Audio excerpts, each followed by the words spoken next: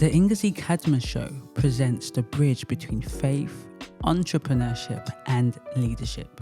My name is Ngozi Cadmus, and I'm a mental health and leadership expert. I represent the average woman and equip women of faith to walk in their divine calling, master their thoughts, and love themselves so that they can level up spiritually, mentally, and financially.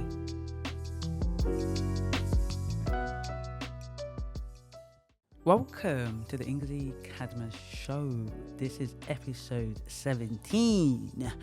You cannot go it alone. My name is Ngozi Cadmus, and I'm a mental health and leadership expert, and I am bringing you today an interesting conversation. And I always forget to say like, share, comment, subscribe. It is important to actually say that on a regular basis. I've seen the research. So like, comment, share, subscribe. That's for the YouTube. For the podcast, like, give a review, share it with friends.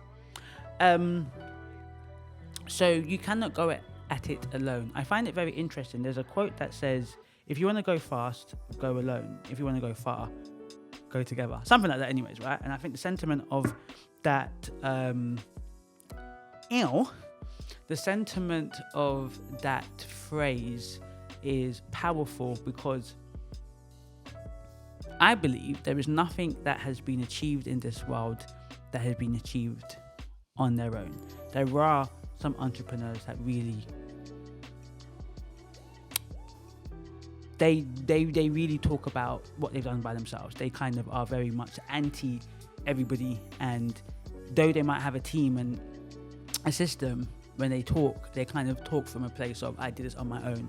And sometimes it's because probably they were not supported by family and friends, so maybe that's what they mean. But there are people that genuinely feel like they did this on their own. But I think that most entrepreneurs recognize that they could not do that without the support, if whether it's family or friends, but with team, with their systems, with somebody else. You can't do it on your own. I don't believe there is. But although most people would admit that it cannot be done on their own, I think that unfortunately the attitude of doing it on your own still persists, because I see it amongst just clients. I see it amongst people that you have an idea, and I get that maybe when you have an idea you don't share it in the first instance, but you have an idea, but when it's cooked and now ready to share, to see if those around you can help you, you're hesitant to ask for help. You're hesitant to you're hesitant to ask for help, and you're hesitant to put yourself in a position where you have support around you. A lot of people wait until the dying minute to ask for help, and sometimes you find that you can't be helped at that moment because people are doing other things, and you're like, oh, you see, nobody helps me, nobody supports me. And it's like, well, actually, no. If you have given people enough time, it's like if you're doing an event, for example, and you're organizing everything on your own, and you could say to your friends, you can say to people, look, I need somebody to help me with taking registration, I need somebody to do this, but you don't. And at the last minute you start asking for help, and people are busy, people are not able to support you. Then it reinforces your belief and idea that you see, oh, well, I'm going to do this thing myself, nobody's going to support me, no one's going to help me. And it's like, well, that wasn't the situation, that wasn't the case. The issue was you didn't tell people in time, you didn't prepare people enough to actually support you.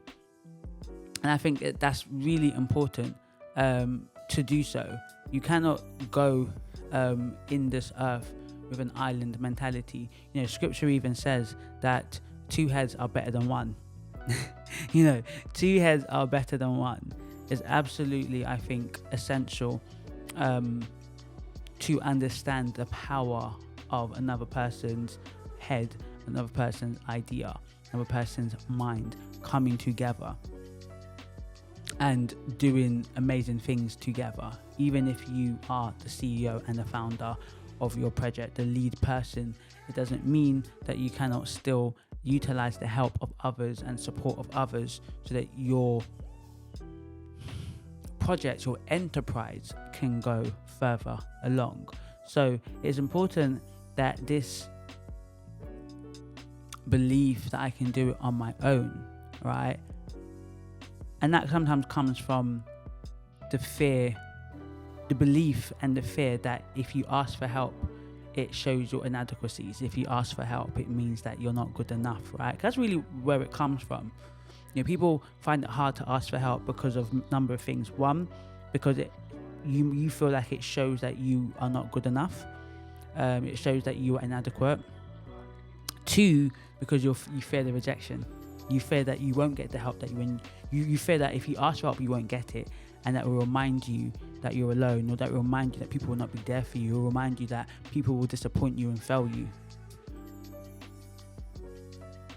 And when you ask for help, there's always a risk. When you ask for help, there's always a risk.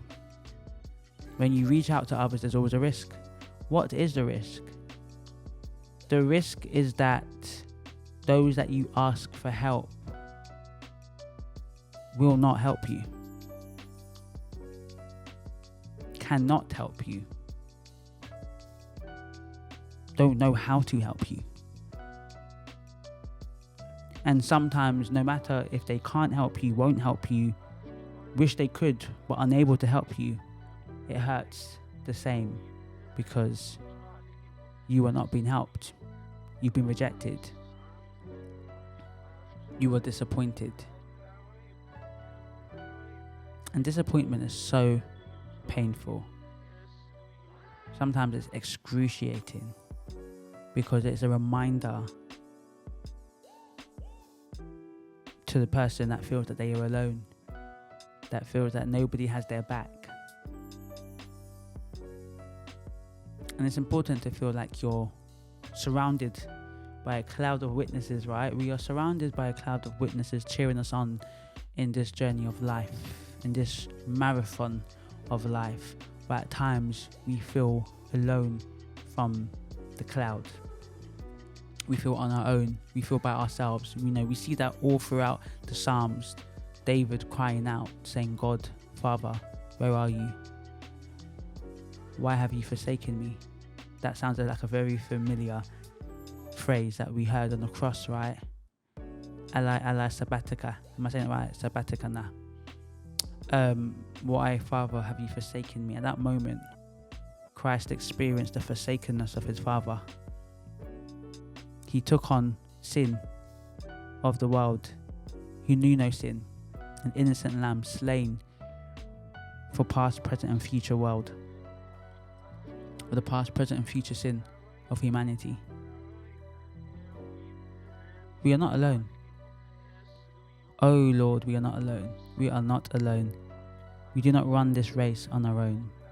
The Holy Spirit surrounds us, and the clouds of witnesses surround us. But it's really important that we deal with this feeling of fear to ask for help, because we're scared of rejection. We're scared of being reminded that we're alone, or because we feel that if we ask for help, it says that we are weak. It says that we are inadequate. But yes, you were born alone, and you might even die alone, but you're not meant to live this earth alone. That is not what you nor I have been called to. We've been called to walk with groups of people, fellowship with groups of people. We are social beings. God in and of itself is an entity that is social. The God the Father, God the Son, and God the Holy Spirit. Within that there's companionship. So, as we are made in his image, there is a desire to be amongst others. There is a desire to journey in this life with others. You cannot do it on your own. So, when you are starting out, you have an idea.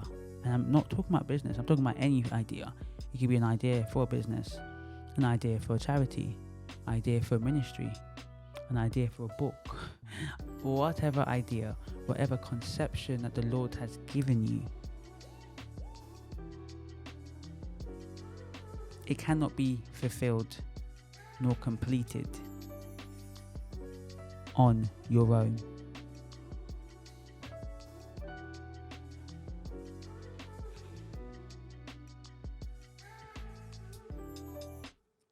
Two heads are better than one. If you want to go far, go on your own. But if you want to go further, do it together. Thank you. I shall see you on the next video.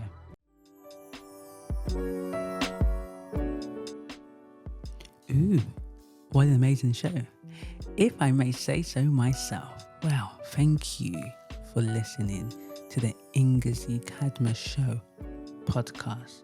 So, for all of you women of faith and all of you women who are listening week after week and resonate with what I'm talking about, feel lost, feel uncertain, know they're called for something greater, but they're currently stuck in what is comfortable. They're stuck in the familiar. And you honestly want to get out of that. You want to be all that God has created you to be. Sis, I got you covered. Yeah? I've got an amazing mentorship that I provide to women of faith like yourself to help them level up, essentially equip them with the skills that they need to fulfill their assignment on earth and to shift their mindset, have a complete metanoia, have a complete transformation. So if that sounds like something you're interested in, click the link on the website and follow the instructions, and I can't wait to see you in the community. So like, share, subscribe. That's YouTube. But for the podcast lovers, download it, share it, tweet it, review it, all of that good stuff, and I shall see you in the next podcast.